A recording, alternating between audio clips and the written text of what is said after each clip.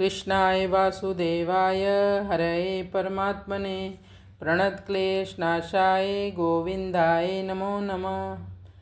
श्रीमद् भगवद गीता की जय। श्रीमद् भगवद गीता का अध्याय 6 और श्लोक संख्या 3 का भी हम पाठ करेंगे। इस श्लोक में बताया है कि योग आरूढ़ अवस्था क्या है।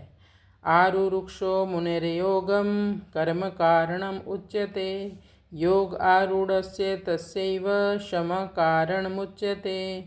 आरुरुक्षो मुनिर्योगम कर्म कारणम उच्यते, योगारूढ़स्य तस्यैव क्षमा कारणम उच्यते।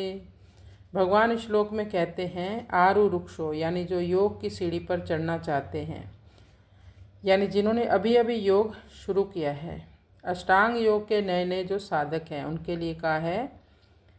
योग साधना करने के जो इच्छुक साधक हैं, योगी हैं, मुने मननशील योगी हैं, योगम ध्यान योग, उनके लिए कर्म कारणम उच्यते, कर्म ही साधन बताए गए हैं। कौन से कर्म? निष्काम कर्म, यानी फल से अनासक्त होकर और कर्ता भाव किए बिना इस चेतना में रहकर ऐसे आरुरुक्षों यानी अभी अभी योग साधन जिन्होंने शुरू किया है, तो उससे आशा की जाती है कि वो निष्क्रिय होकर ना बैठे, अभी वो कर्म करे, क्योंकि अभी उनकी वो अवस्था नहीं आई है कि बस बैठकर ध्यान करे और नाम जप करे। लेकिन इसके विपरीत योग आरूढ़ से तस्य एव, लेकिन जो योग में आरूढ़ हो चुका है, योग की तुलना एक सीढ़ी से की जाती है।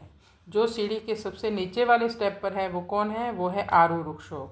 और जो सीढ़ी के सबसे ऊंचे वाले स्टेप पर है वो योग आरूढ़ से, यानी वे योग पर पूरी तरह से आरूढ़ हो चुका है।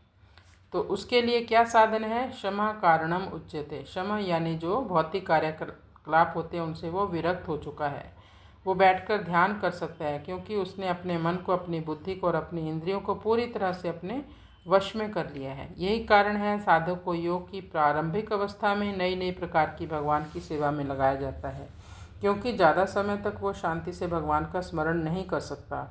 सामान्यतः जब हम शरीर को शरीर समझते हैं तो शरीर को सेवा में लगाना बहुत ज़रूरी है। अभी भी भगवान अर्जुन को समझा रहे हैं, तुम गृहस्थ हो, तुम अपने कार्य का पालन करो, जो तुम्हें नियत कार्य मिला है उसका निर्वाह करो। तुम योग आरूढ़स्य के तल पर नहीं हो, तुम्हारा कर्म है धर्मयुक्त युद्ध करना। तुम जीत और हार का विचार किए बिना बस तुम युद्ध के लिए तैयार हो जाओ।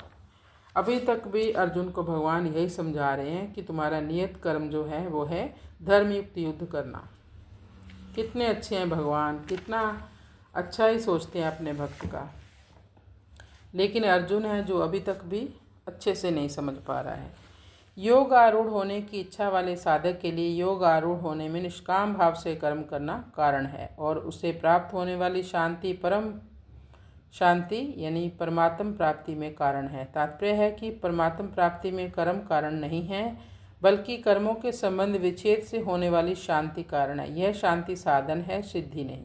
विवेक पूर्वक कर्म करने से ही कर्मों का राग, कर्मों का वेग मिटता है, क्योंकि राग मिटाने की शक्ति कर्म में नहीं है बल्कि विवेक में है। जिसकी योग आरूढ़ होने की लालसा है वह सब कर्म विवेक पूर्वक ही करता है।